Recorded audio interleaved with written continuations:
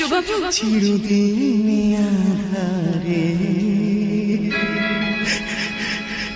কেটে কেন এই জীবন, কেউ তো প্রদীপ হাতে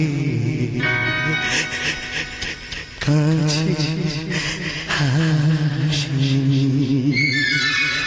চিরদিন আধারে কেটে গেল এই জীবন, কেউ তো প্রদীপ হাতে কাছে আসেনি।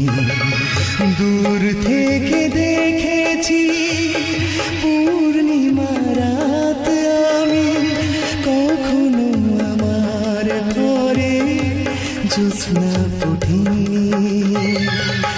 চিরদিন আধারে কেটে